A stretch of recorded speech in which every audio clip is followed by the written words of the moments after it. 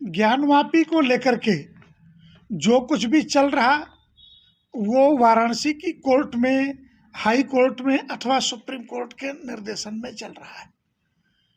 किसी भी विषय पर अब तक ऐसा नहीं हुआ कि कोर्ट के बाहर जाकर के कोई बात कही जाए। कोर्ट के आदेशों का अनुपालन करने के लिए जो सक्षम अधिकारी नियुक्त किए गए, जब कोर्ट के जज से लेकर के प्रशासनिक अधिकारियों तक को व्यक्तिगत टारगेट करके और धमकी दे करके पूरी दुनिया में ये बताया जाने लगा कि ये लोग गलत कर रहे हैं, तो हम जानना चाहते हैं कि श्री राम जन्मभूमि के समय में जिस प्रकार सुप्रीम कोर्ट के चीफ जस्टिस तत्कालीन जस्टिस दीपक मिश्रा को महाभियोग के लिए टारगेटेड किया गया, और आज अजय कृष्ण विश्वेश से लेकर के वाराणसी के कमिश्नर, सीपी, मुख्य कार्यपालक अधिकारी विश्वनाथ मंदिर को टारगेट किया जा रहा है। तो क्या ऐसे ही अदालत की लड़ाई चलेगी? जिन लोगों को अदालत पर विश्वास नहीं है वो अदालत में मुकदमे लड़ क्यों रहे हैं? सिर्फ मीठा मीठा गप, कड़वा कड़वा थू, निर्णय उनके पक्ष में आएगा तो वो अदालत और संविधान को मानेंगे, अन्यथा निर्णय वाराणसी की कोर्ट ने दिए।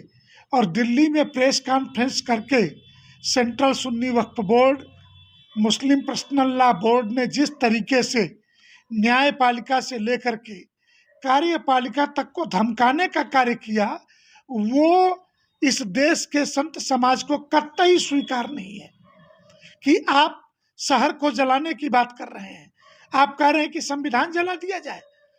कोलकाता में जिस प्रकार 1 लाख संख्या की रैली, कल केरल में जिस प्रकार की रैली निकाली गई, कोलकाता से लेकर के केरल तक, उधर गुजरात में, इधर बरेली में तौकीर रजा की बयानबाजी, जिस प्रकार कोर्ट के निर्णय के खिलाफ जुमे की नमाज के बाद बंद का, जेल भरो का आह्वान किया गया। हमें जानना चाहते हैं कि वाराणसी की उस मस्जिद में 150 से 200 लोग नमाज पढ़ते थे, जिसको वो मस्जिद कहते हैं, और वो हमारा ज्ञानवापी का मंदिर है। 150-200 लोग नमाज पढ़ते थे, अचानक 2,500 हजार लोग वहाँ नमाज पढ़ने के लिए कहाँ से आ रहे हैं? ये कौन लोग हैं? बनारस के बाहर के लोग क्यों नमाज पढ़ेंगे वहाँ? बनारस में कुछ होता है तो इसका जिम्मेदार कौन होगा? कौन लोग विभिन्न ग्रुपों को व्हाट्सएप ग्रुप चला करके नमाज के लिए, अगर हम कल को आह्वान कर दें कि जुमे की नमाज के बाद सोमवार के दिन बनारस के लोग निकले और विश्वनाथ मंदिर पहुंचे तो क्या हाल होगा? तो ये क्रिया की प्रतिक्रिया ये होनी स्वाभाविक हो जाती है, परंतु मेरा मानना है कि देश संविधान से चलेगा, इसलिए इस प्रकार की क्रिया प्रतिक्रिया से नहीं बचा गया। और प्रशासन को धमकी देने के बाद भी अगर कोई कार्यवाही नहीं की गई, अब तक एक सिंगल एफआईआर भी दर्ज नहीं किया गया। कोर्ट के आदेश से पूजा प्रारंभ हुई है, और जो लोग कह रहे हैं कि पूजा बंद होगी, तो हम तो ये जानना चाहते हैं कि 1993 में किसके लिखित आदेश और किसके कारण से ये पूजा बंद हुई थी? पंडित सोमनाथ व्यास के उस तहखाना तत्कालीन अब ज्ञानवापी के तलगृह की पूजा उस समय किसके आदेश से बंद की गई थी? और आज जब कोर्ट के आदेश से प्रारंभ हुई है तो विभिन्न कोर्टों को धमकी देने के लिए देश भर में रैलियों का आयोजन ये हम कतई स्वीकार नहीं करेंगे। महाराज जी, और कई जो संगठन है, आतंकवादी संगठन, उनके निर्देश पर ये सारा काम कल केरल के कोकीझोड़ में 1 लाख संख्या की, और उनके पेज से ऐसा जमायते इस्लामी हिंद नाम के संगठन के पेज से लाइव किया जा रहा था यूट्यूब चैनल पर। वो मैं आपको लिंक दे देता हूँ, आप खुद देखिए कौन कौन वक्ता थे, बनारस से कौन लोग गए थे, वहाँ पे 3 दिनों से किसके साथ मीटिंगें चल रही हैं, केरल में कौन आका बैठा हुआ है, समुद्र के उस पार इस्लामिक देशों के संगठन के मुखिया बैठे हैं। सिर्फ समुद्र ही 45 मिनट में वहाँ से आप दुबई से केरल के तिरुवनंतपुरम हवाई अड्डे पे पहुँच सकते हैं। ये कौन लोग हैं?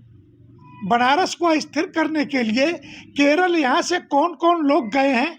आप खुफिया तंत्रों से भी तो जानकारी मांग लीजिए, प्रशासन से भी तो कुछ पूछ लीजिए कि ये आरोप निराधार है कि ये आरोप सत्य है। आपका आरोप जो है सीधे सीधे मस्जिद कमेटी से जुड़े लोगों पर है। अंजुमन इंतजामिया कमेटी के लोग पीएफआई के साथ मिलकर के बनारस को अस्थिर करने की साजिश रच रहे हैं, ये मेरा सीधा आरोप है। और काशी का संत समाज, इस देश का संत समाज ऐसा होने नहीं देगा।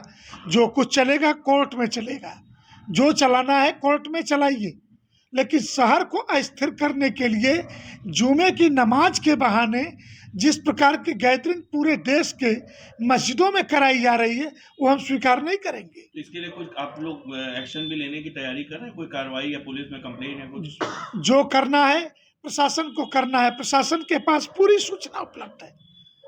क्या प्रशासन को हम बताएंगे? मतलब प्रशासन इस पे क्या आंखें मूंद? प्रशासन आंखें मूंदे या आंखें खोले, लेकिन इस शहर को दंगे की आग में झुलसने नहीं देना। ये जिम्मेदारी प्रशासन के साथ साथ इस शहर के जिम्मेदार नागरिकों की भी है। तो एक जिम्मेदार नागरिक होने के नाते हमने इस प्रेस कॉन्फ्रेंस की।